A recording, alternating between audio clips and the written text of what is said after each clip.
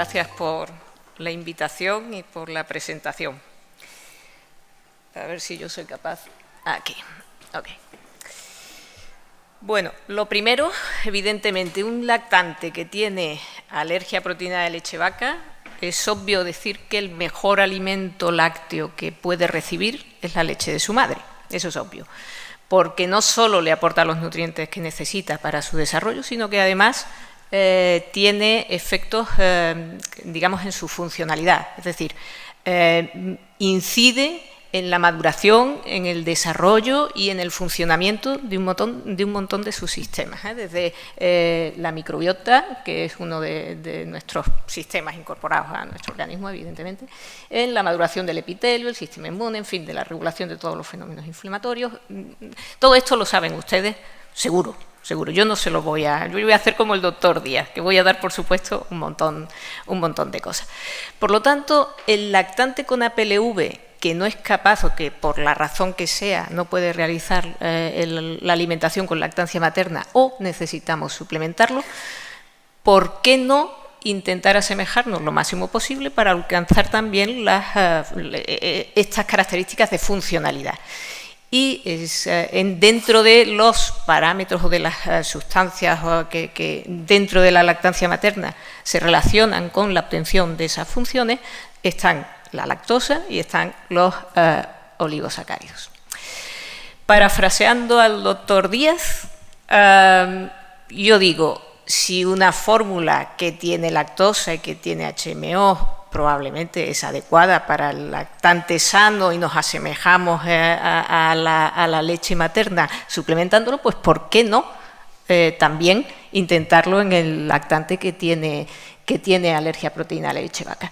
Y claro, yo pienso que probablemente uno tiene que poner una balanza y solo si en la balanza de que suplementándolo no pudiera yo alcanzar correctamente los objetivos que tengo para tratamiento de ese lactante, pues en ese caso la respuesta a la pregunta de si es necesario suplementarlos o no con los HMO o con la lactosa, pues sería que no es beneficioso. ¿Pueden interferir realmente los HMO y la lactosa en la consecución de alguno de esos objetivos? Pues fundamentalmente hay datos de estos tres primeros de aquí, ¿no?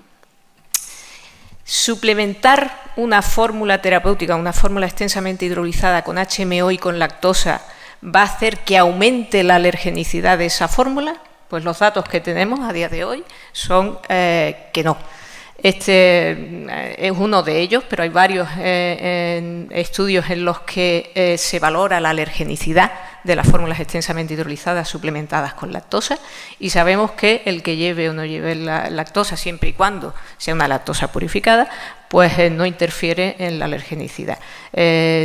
Más del 90% de los niños que tienen APLV toleran la fórmula extensamente hidrolizada suplementada con lactosa y en los primeros 180 días pues no hay diferencias en cuanto a crecimiento o desarrollo de esos niños desde el punto de vista de somatometría y de manifestaciones clínicas.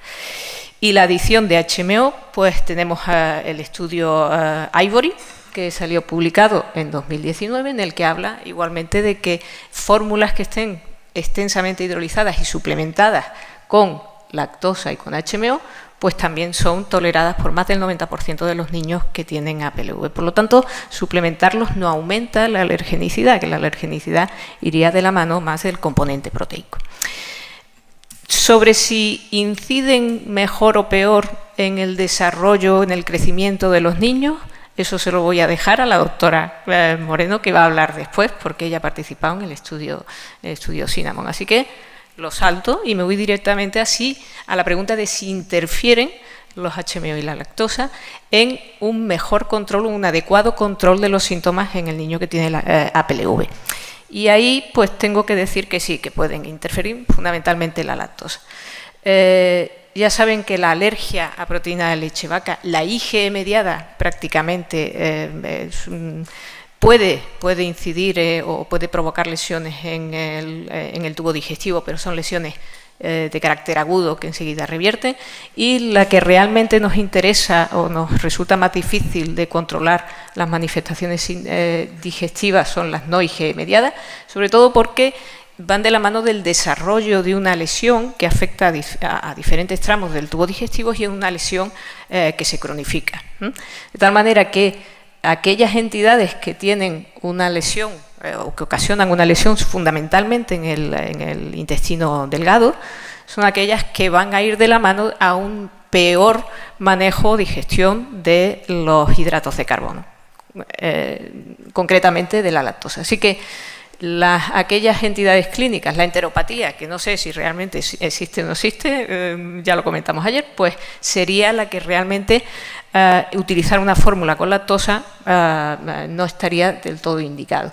Tampoco estaría indicado el emplear una fórmula con lactosa en aquellas formas de FPIES crónicos.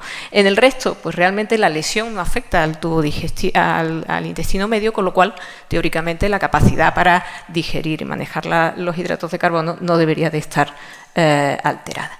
¿Qué es lo que dicen las sociedades o cuáles son las recomendaciones sobre emplear o no fórmulas extensamente hidrolizadas que contengan lactosa? Pues hay algunas que no sé, no contesto, y las que realmente dicen o tienen alguna postura sobre el empleo de fórmulas suplementadas con lactosa, pues hacen sobre todo hincapié en que si uno piensa que la entidad clínica no afecta a la capacidad digestiva de esos hidratos de carbono, pues que debería de incorporarse.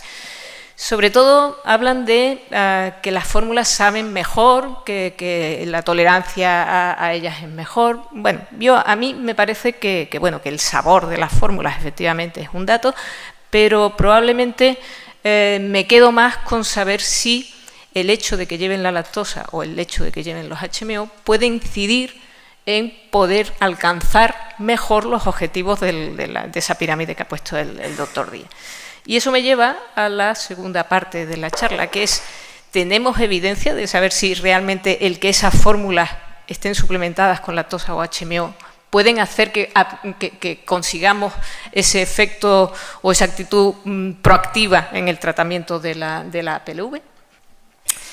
Pues yo creo que algún dato tenemos, aunque todavía pienso que son preliminares, probablemente muchos de ellos preclínicos y observacionales. Hace unos años se publicaron los datos del estudio, o una parte de los datos del estudio Pasteur, que ya saben que es un estudio multicéntrico que hace el seguimiento prospectivo de una cohorte de niños desde el nacimiento hasta la edad actualmente de 6 años, son los datos publicados, y que en 2019 publicaron los datos sobre composición de microbiota y al año y el desarrollo o no de algunas enfermedades alérgicas a la edad de 6 años.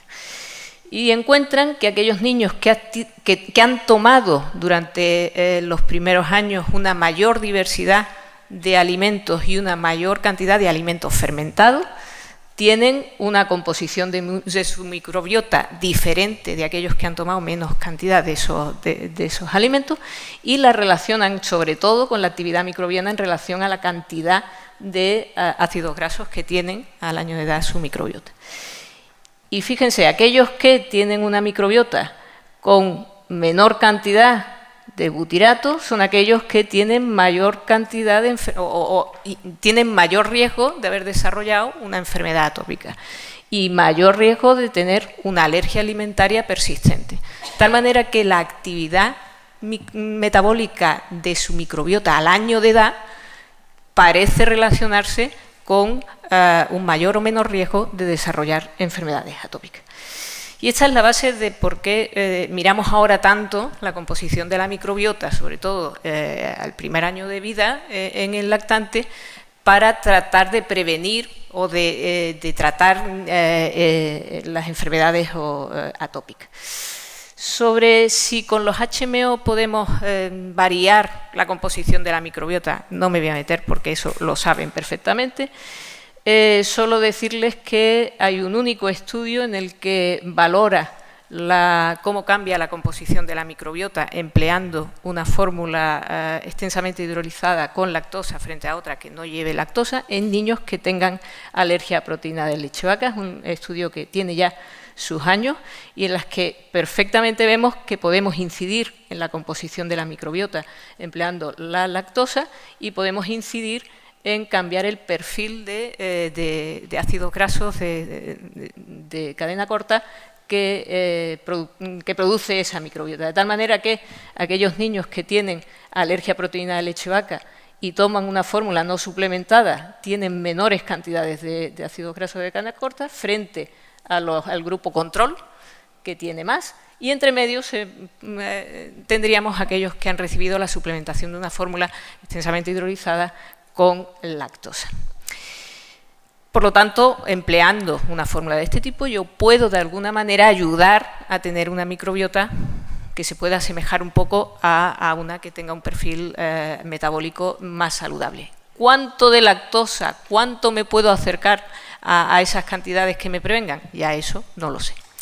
Y desde el punto de vista de los HMO, este es un estudio que ustedes conocen de sobra, porque salió publicado en el 2017, es un estudio multicéntrico que seguía a una corte de niños desde el nacimiento hasta el año de edad, que a la mitad de ellos los suplementaba con una fórmula que tenía HMO, 2 HMO concretamente, y a la otra mitad no, hasta los 6 meses, y a partir de los 6 meses liberaba la dieta y hacían el mismo aporte lácteo. Son lactantes sanos y encontraron, ya saben, una menor incidencia de infecciones fundamentalmente del tracto respiratorio inferior a determinados meses, ¿no? A los 3, 6 y 12 meses. Bueno, pues se lo recuerdo porque han salido publicados en los últimos años 2 estudios en relación a los datos sobre la composición de microbiota de los lactantes que participaron en este estudio. Este es el primero que se publicó, que fue en el 2020, y en el que trataba de ver la composición de las comunidades bacterianas que tenían esos niños. De tal manera que diferenciaba 5 comunidades bacterianas, varias de ellas más cercanas a la microbiota del adulto y otras más cercanas a la microbiota del lactante alimentado al pecho. Bueno, pues es importante saber que el porcentaje de niños alimentados a pecho con lactancia materna que tenían un patrón de microbiota, de comunidad de microbiota muy rico en bifidobacterias, que serían las de la columna de rojo, era mayor, ya le digo, alimentados con el pecho. El porcentaje de niños que estaban con esa comunidad o ese patrón de composición de microbiota era mucho menor en aquellos que tomaban una fórmula sin esos HMO. Y los que recibían la fórmula con los HMO, el porcentaje de niños que conseguían una microbiota con alto contenido en bifidobacterias, pues estaba entre medio. Y esto era importante porque a largo plazo aquellos niños que tenían un alto contenido en bifidobacterias en su microbiota en los primeros meses eran los que se relacionaban con menor riesgo de recibir antibióticos a largo plazo. Y este es el segundo estudio en relación a la composición de microbiota de estos lactantes que comparan el patrón microbiano, de composición microbiana y el patrón de actividad metabólica de los niños en función de si han tenido o no han tenido las infecciones del tracto respiratorio. Y veían que aquellos que habían tenido las infecciones, pues tenían un perfil de composición de microbiota diferente que los que no habían tenido las infecciones. De tal manera que aquellos en los que no habían desarrollado infecciones tenían más cantidad de bifidobacterias, generaban más cantidad de acetato y tenían menos cantidades, sobre todo de E. coli y de algunos productos derivados de la microbiota. Eso a mí me parece importante porque de alguna manera relacionamos la parte clínica de prevención con la parte inicial de actividad metabólica de la microbiota. Y he dejado para el final los estudios que a mí me parecen como más, no sé, los que no nos dedicamos a la investigación de la microbiota y demás, todo esto nos parece tan llamativo, que son los estudios experimentales en ratones. Les voy a enseñar 3. El primero es este, que es el que más se conoce, el primero que salió, en el que a un modelo de ratón con alergia, nosotros al ratón le podemos provocar una alergia a proteína de leche vaca, y luego podemos medir la intensidad de la reacción a esa alergia. Es decir, al ratón que es alérgico le damos luego el alimento al cual es alérgico y podemos medir mediante el score de diarrea o la hipotermia que se produce en el ratón cómo de intensa es esa reacción. Este de aquí sería el control en el que no le hemos ratones que no le hemos provocado la alergia. Este de aquí arriba sería el ratón que es alérgico al huevo y luego le hemos dado huevo, que tiene el mayor score de diarrea y el mayor score de hipotermia. Y fíjense, si a esos ratones que le hemos provocado la alergia al huevo le damos un HMO en su alimentación, pues baja el score de diarrea y el score de hipotermia. De tal manera que alimentando con HMO podemos modular la intensidad de la alergia, al menos en el ratón. Y ellos lo relacionaban fundamentalmente con conseguir un menor número de mastocitos en las biopsias que le hacían posteriormente a los ratones y a conseguir una menor degranulación de esos mastocitos, una menor actividad de granulación de los mastocitos. Y ya le digo que eran utilizando o comparaban tanto el 2-fucosilactosa y el efecto se conseguía también con un cialilado que es el 6-cialilactosa. El segundo estudio es muy parecido a este que les he puesto y es con ratones en los que se les induce una alergia alimentaria y luego se les da el HMO para ver si se puede modular la intensidad o no de la reacción. Y fundamentalmente lo más importante que me parece es que es una modulación que uno consigue dosis dependiente, de tal manera que estos son los niveles, la gráfica más del fondo, los niveles de IgE específica cuando uno le da el alimento al ratón que es alérgico, que le hemos provocado la alergia, y ven que cuando dan, según si la dosis de 2-fucosilactosa es alta, media o baja, la cantidad de IgE específica es diferente y es diferente también el nivel de citoquinas inflamatorias y es diferente la expresión de los genes que regulan la síntesis de esas citoquinas inflamatorias. Y el último estudio, que es el que a mí más me gusta, quizás porque es el que tiene las fotos de los ratones, no lo sé, pero es un modelo de ratón en el que tiene dermatitis atópica. Fíjense, es igual que en el eje horizontal serían los controles que no tienen dermatitis atópica. La curva, la mayor, es el ratón al que tiene la dermatitis atópica y va aumentando la intensidad y las lesiones de la dermatitis atópica. Y esa intensidad de las lesiones la miden fundamentalmente en las orejas del ratón. Miden el grosor y la aparición de lesiones en las orejas, que las ven, bueno, aquí arriba. Bueno, pues si a esos ratones que tienen y que se les induce la dermatitis atópica se les alimenta con diferentes HMO, con diferentes cantidades de un HMO, concretamente es el 3-cialilactosa, podemos modular la intensidad, no al principio, pero sí posteriormente conforme van pasando los días. Y ven que en la gráfica, pues a mayor cantidad de 3-cialilactosa que le damos al ratón, mejor modulamos, menos grosor tienen en las orejas y menos lesiones tienen luego en los siguientes días. O sea que de alguna manera podemos controlar la intensidad de la alergia y la intensidad de las lesiones de las dermatitis. Y este grupo de trabajo sobre todo lo relacionaba con un mayor desarrollo de células T reguladoras y un cambio en la microbiota del ratón, con aparición fundamentalmente de determinadas especies, sobre todo bifidobacterias, bifidum, en los ratones los que alimentaban con el 3-cialilactosa. Así que, como conclusión, yo creo que sí es verdad que la suplementación de HMO y lactosa no la podemos hacer en todos los niños con alergia a proteína de leche vaca, solo algunos de ellos, un gran porcentaje, y yo creo que inciden fundamentalmente en conseguir una microbiota diferente.